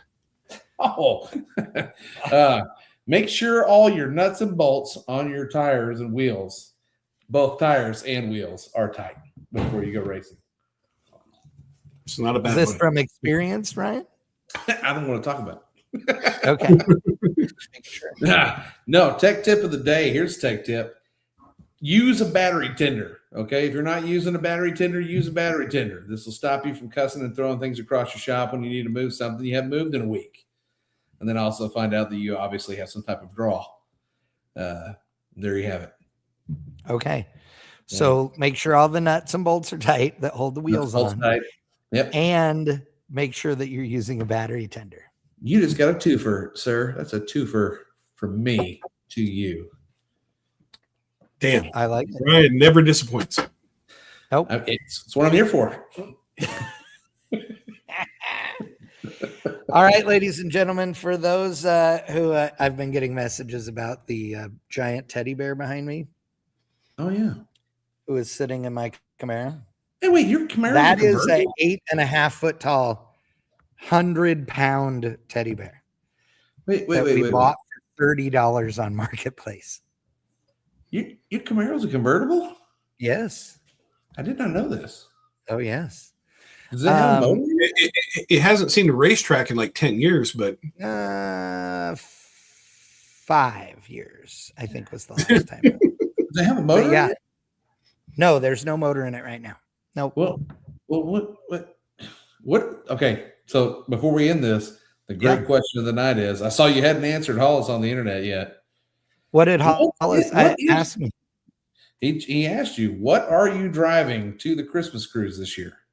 Oh, I don't know. I don't know. I haven't put any thought into it. Yeah, that's right. The Christmas cruise is happening this year. And it's going to the OG spot. We're going back to the original. We're going spot. back up to the north. We're going. Hey, and we're going to the north. We're just doing it Christmas night. None of the thing. Okay. Yeah, and after we are done cruising, a little birdie came and landed on my shoulder and said, "Hey, if you're going to go to the dance, wear your sticky shoes just in case." Oh, I saw that. So what you're telling me is that I either have to bring the Suburban and just be like, nope, I'm just cruising, or I need to put the bottles in the wagon. That's what you're telling me. I mean, this is year number 5, and we've talked about the wagon, and we have not seen the wagon. Oh, dude, and I have it's apart, but we'll look at it. Oh my God, the tires. I got 6 full bottles. What kind of tires you need, bud? I got tires over here, man. Well, the problem with it is it has 17-inch wheels. So I don't have those tires, man. I don't have those tires, man. I know you don't have those tires. And it needs the 17. It needs the 17 in order to clear the big brakes on the back, or else I do have small brakes for the back. I just haven't put on, but I wasn't planning on putting them on. I was going to end up putting those on my Camaro, actually. Well, so look, you've got time to figure it out, but I think this one's going to be massive because I put out a deal. We've already got a bunch of people chimed in. It's going to be freaking huge. And I have a bunch of family coming over too, so I'm going to have to check. What time are we meeting? What did it say? 9 o'clock or something? Unfortunately, the family debacle has to end about 7:30, 7:45 because we're meeting at 8 and we leave by 9:30. So you can get there about 9. Yeah. Okay. Yeah. I'll see. That's early, but we'll see. The same time as every year, bro. Same time. I know, but this year I'm the one holding Christmas right here. Where you're looking. Yes. Oh, look, it's fine. You know what you do is you just tell everybody, hey, 8 o'clock sharp, dude. Got to get out of here. You know what I mean? I appreciate the shit out of you. Love the shit out of you. Merry Christmas, all the good stuff. But yeah, it's yeah. I mean, we'll do it again next year, but we'll do it at an earlier time. I'll bring you some full bottles, Chad. You need them. I got them. Okay. We'll see. Yeah. I might have. I have to see. I don't know if my bottles are full, but if not, then I might. Are yours 10-pounders or 15s? 10s. Okay. I've got 4 10-pound bottles over here too, bud. I got 6. Okay. Lovely. Okay. Last thing. Well, I don't know. Do you want to talk about the fact that you sold the car? Me? Yeah. You sold your car? Yeah, I sold it. What? I know. I didn't know. I- I don't need to bring. We can talk about it at a later date. It's fine. No. I'll talk about it just real quick. Okay. So I had a customer that brought 4 third members to me. I'm not going to say his name. Kind of wanted to see the back of the shop, which my front of my shop's where I work, and then the back is where all the cars are. And I mentioned that the Camaro was for sale. And the reason Camaro is for sale is because I have not gone racing. That's the only reason. And I hate to see it sit there. I mean, it's gorgeous, and I mean, carbon tubs, everything else. I mean, it looks good. Yes. So he looks at it, takes pictures of it, and leaves. And he lives about 45 minutes from me, and then texts me about an hour and a half later, and with a number. The number was really good. We both agreed on it, and he came and picked it up the next day. So cocaine is gone. Yep. But I am looking for a 68 to 72 Chevelle wagon or an Impala wagon for a drag and drive car that will have either a turbo or a supercharger on it, that the wife and I can drive anywhere when I want to, and then do drag and drive events on top of that. Dude, I don't disagree with anything you're saying right now. This makes me feel better about you selling your car. Yay. Yeah. Okay. I'm also selling the 40-foot Intech trailer. I'm also selling the 68 fastback Mustang that I have.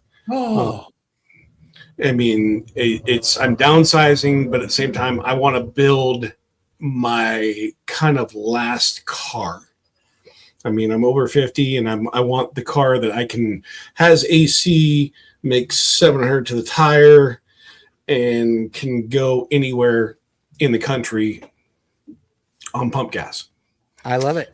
The reason I want a wagon is because, like, a third row in like wagon, I can rip that out. I don't care about third row. I can have a dual fuel cell, do all the EFI, and basically do what I want to do. And it's not going to be real fast. I mean, I know that. I mean, it's only going to make 700 on pump gas is what I'm looking for, which is easily achievable. And then have a separate fuel cell for if I want to go drag and drive and if I want to turn it up. But I don't want to be driving slow and on the freeway, and I don't want to get shitty fuel mileage either. So, I mean, I want something that I can drive to Beaumont to see my cousin, and, it doesn't have to be nice. It could be patinaed. I don't want a project though. Right. So somebody's old 69 Chevelle wagon that has a 350 in it and looks reasonably clean, no rust, and I just have to redo the interior and put my power plant in it, I'm good. I mean, that's what I'm looking for. Okay. So you heard it here, folks.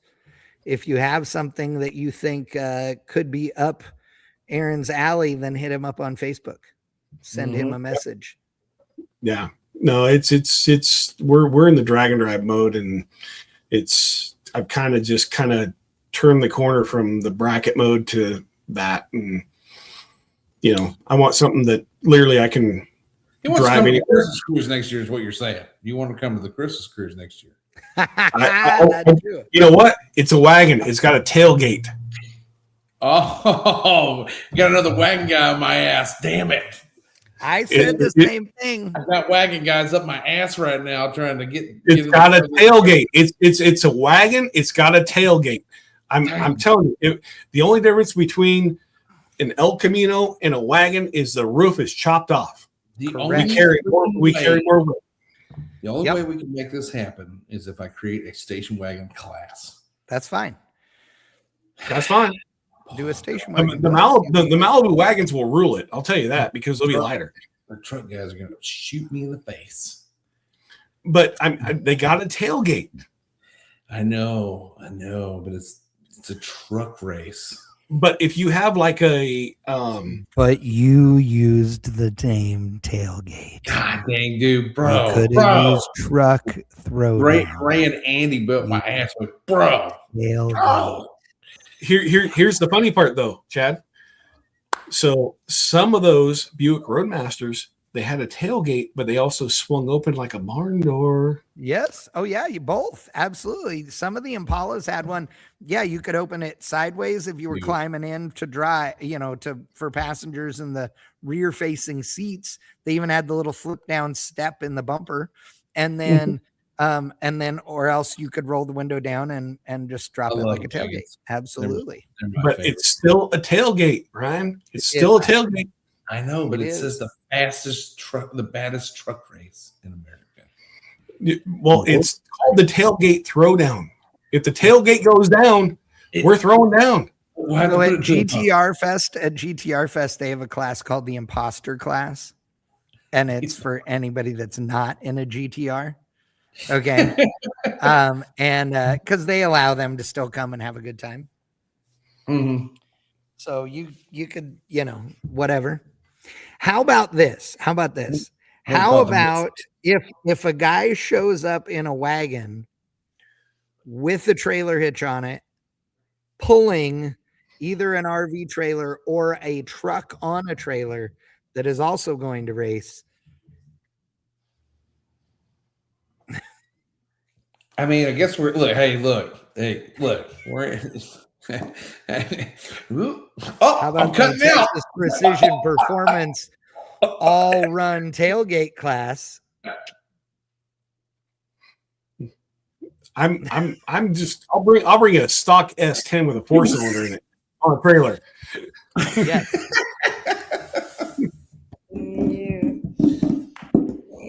Because my wagon's gonna have air ride. I'm sorry, Did it's not gonna be fast. SUVs count, or do you Blazer S10 Blazers? Okay, right? We already had those. Yeah. You can do. What's the difference between an S10 Blazer and a damn wagon then? Here's the thing: you'd allow a Suburban and a Chevelle wagon as a full frame. It's a Suburban, just shorter. Easy, height-wise. man. Look, I just got my first 2 El Caminos in. Okay, and I had to fight for them like hell. Okay, so just give me a second. So you know what? Just make We'll them be gentle. El Camino. We have a long and time to wagon work on you. El Camino and wagons on the side, and they race their way in. They can race their way in. Oh. Dude, no, that's a good idea. They race each other until there's only one left, and then they come into eliminations wherever eliminations are. We do that on other bracket race stuff. Mm-hmm. Yeah. No, For door cars. Door cars race until there's only one, and then that guy gets punked in. We'll see. We'll see. We'll see. Hey, we'll see. Okay. I feel like that's totally I'm going to get your kids will see. Yeah, I feel like that is. I feel like we asked for pizza for dinner, and you're like, yeah, we'll see, maybe. Yeah, we'll see. Sure. Yeah, I don't like you. We're in, Chad. We're in, Chad. 100%. We're in. Yeah. Got it. Yep. Christmas cruise, Christmas nights. Cruise leaves out by 9:30. Be there. Be square. All right. We need to be out.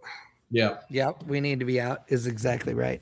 All right, ladies and gentlemen, thank you so much. We got John Mears in here. Hey, that's my tailgate guys. They're in here watching, dude. Now they're going to go report to everybody we're talking about wagons. Yep. All right. See you later. Brian said that all station wagons are allowed at the tailgate throwdown. Yeah. I did not say that. That's what he said. I heard it. Didn't you hear it? I did not say that. Yes. Station wagons to the front. Hell yeah. Tailgate throwdown 2026, bitches. Woo.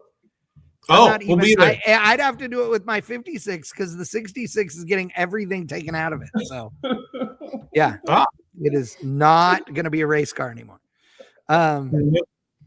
Yeah. So, all right. Thank you, everybody, for joining us. Great show, guys. Next Wednesday is Christmas Eve. Christmas Eve. We're not doing that. Yeah, we're not doing that. So yeah, The one after that is New Year's Eve, which yeah. we're probably not going to do that. That's true. So So the 7th, maybe we'll do a 7th. power shift like next Tuesday or something, like a short one or something. I'll see what the guys want to do. But otherwise, if we don't see you people before Christmas, have a lovely Christmas. And for my Jewish friends out there, happy Hanukkah. Happy Festivus. Yes, Festivus for the rest of us. And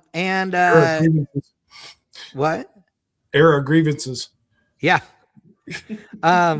If you are if you're in the Dallas Fort Worth area and you are struggling this Christmas as well and you need help with anything, hit me up. Chat at bangshift.com or hit me up on Facebook, either one. If you need some help this holiday season, I don't know much, but we'll help if we can. So if anybody needs anything, let me know. And we'll roll from there. So, all right, boys and girls, I know I'll talk to you guys before Christmas, but everybody else, thank you so much for joining us. We do appreciate it. All the truck guys. And Edward, thank you. I don't know that Barnalicious was in tonight, so I hope he's doing all right. I think I know he's doing a Motor Mania race that he was working on as well. RT in the house too. Thank you so much. But yeah, all of you guys, thank you very much for joining us tonight. We appreciate it. Thanks, fellas. Merry Christmas. Bye-bye. See ya.